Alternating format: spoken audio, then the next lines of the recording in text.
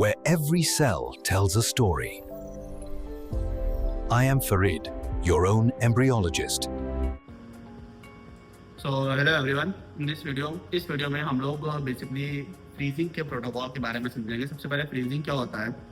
Freezing जब embryo day 5 पे proper culture हो जाता है, वो अपने ट्रोफोडर्म और इनर सेल मास को एक प्रॉपर फ्रेम में फॉर्म कर लेता है, तो उस स्टेज पे उस एम्ब्रियो का फर्दर डेवलपमेंट नहीं होना होता है। एज अ रिजल्ट हम क्या करते हैं, उसको -196 डिग्री सेल्सियस लिक्विड नाइट्रोजन में फ्रीज कर लेते हैं। क्या हुआ, सबसे पहले पिकअप हुआ। पिकअप पे क्या हुआ, बेसिकली oocyte कलेक्शन या एग कलेक्शन हुआ। आफ्टर दैट उस oocyte को स्पर्म से बेसिकली उस कलेक्टेड oocyte को क्यूमुलस रिमूव करने की प्रोसेस में इन्वॉल्व किया गया, जिसे हम कहते हैं डेन्यूडेशन। डेन्यूडेशन के बाद जब उस oocyte के प्रॉपर क्यूमुलस रिमूव हो जाता है, देन आफ्टर उसको सब्जेक्ट किया जाता है इसी मशीन में, जहाँ पे oocyte को और एम्ब्रियो को oocyte को और स्पर्म को बेसिकली फर्टिलाइज करा जाता है, इंजेक्ट करा जाता है एक selected morphologically normal sperm into a single selected mature M2 oocyte, और वो oocyte फर्दर डे 5 के कल्चर के बाद कन्वर्ट होता है एक प्रॉपर एम्ब्रियो में। अब वो प्रॉपर फॉर्म्ड एम्ब्रियो जो होता है, उसको हम लोग डे 5, डे 6, इन सम केसेस डे 7 में फ्रीजिंग की प्रोसेस से इन्वॉल्व करते हैं। बेसिकली ये डे 5 नहीं होता है, इसको हम आवर्स में काउंट करते हैं, जिसे 114 to 118 आवर्स की बीच की प्रोसेस में ही इन्वॉल्व करा जाता है। इस बीच ही एम्ब्रियो प्रॉपर फ्रेम हो जाना चाहिए। ये डे 5 के लिए रिक्वायर्ड है। देन आफ्टर सिमिलरली 132 आवर्स से लेकर के 138 आवर्स की नियर बाई डे 6 हो जाएगा, और डे 7 उसके ऊपर के जो कल्चर होते हैं, इन सम केसेस, इन रेयर केसेस, वो डे 7 में एम्ब्रियो कल्चर प्रोसीड होता है। सो डे 5 पे जब हम एम्ब्रियो को देखते हैं, तो उसकी हम प्रॉपर ग्रेडिंग करते हैं। प्रॉपर ग्रेडिंग करने के बाद जो selected best sperms, best embryos होते हैं ग्रेड 1 के, जो ए ग्रेड डिनोट करते हैं, वो एम्ब्रियो को फर्दर हम फ्रीजिंग की प्रोसेस में इन्वॉल्व करते हैं। फ्रीजिंग मतलब एम्ब्रियो जो कल्चर हो रहा था अभी तक, वो आपका 37 डिग्री सेल्सियस पे कल्चर हो रहा था, एक अपने ही 1 स्टेप के कल्चरल मीडिया में।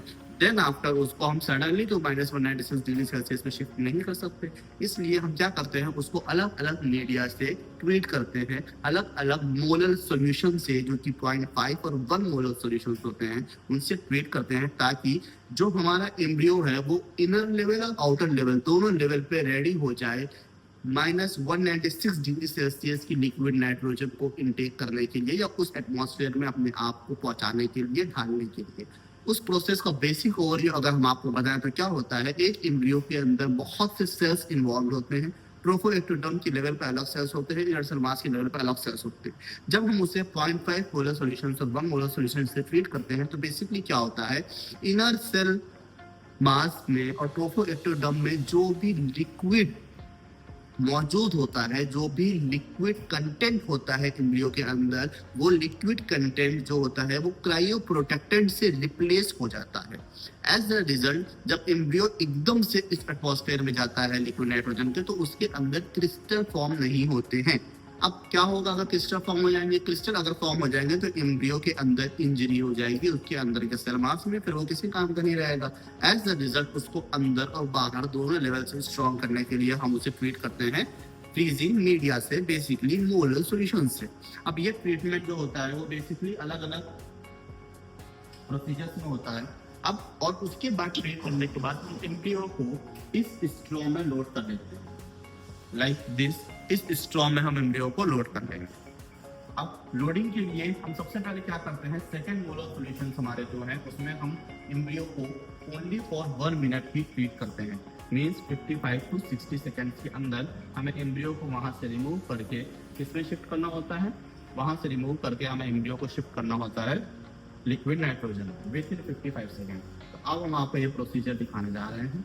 इसमें बेसिकली 2 एम्ब्रियो हैं जो कि इस स्ट्रॉ में शिफ्ट करके इस लिक्विड नाइट्रोजन के अंदर एकदम से शिफ्ट किया जाएगा विद इन 55 सेकेंड्स।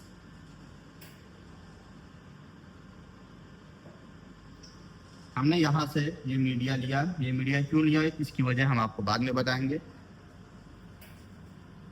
उसके बाद हमने यहाँ से एम्ब्रियो पिक करा,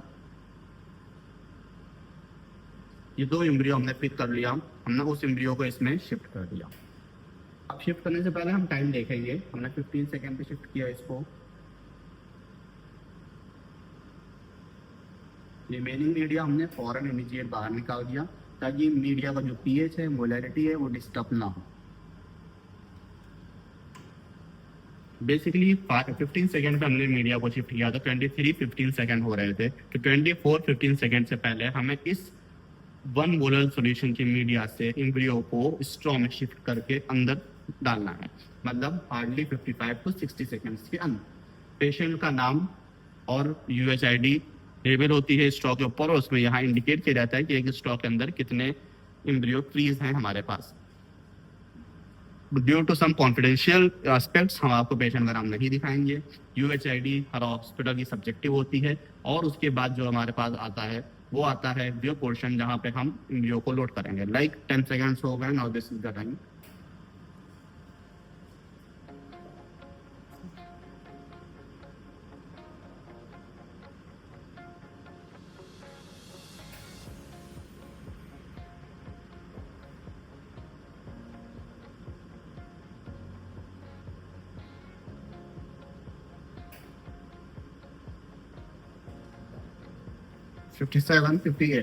जस्ट आफ्टर 58 सेकेंड हमने एम्ब्रियो को स्ट्रॉ के अंदर ऊपर लोड करके लिक्विड नाइट्रोजन में ऐसे श्रिंक कर दिया।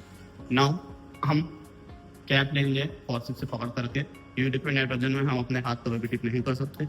उसके बाद लिक्विड नाइट्रोजन को अलाउ करेंगे कि वो डिस्पर्स हो जाए पूरी तरह से कैप में, और कैप के अंदर पूरी तरह से घुल जाए, ताकि एयर जितनी भी है वो उसको रिप्लेस करके अपना फ्रेम ले ले। अगर हम ऐसा नहीं करेंगे तो क्या होता है कि जब हम कैप में शिफ्ट करते हैं, स्ट्रॉ को कैप के ऊपर लगाएंगे, तो क्या होगा, स्ट्रॉ में जब एयर बनेगा तो वो एकदम से झटका दे करके स्ट्रॉ से बाहर कैप निकल जाएगा। एज ए रिजल्ट फिर एम्ब्रियो अनसेफ हो जाता है, ऑल वो चिपका रहेगा वो फिर भी अनसेफ रहेगा। देन हमने इसको ऐसे स्विच ऑफ कर दिया और ये लॉक हो गया।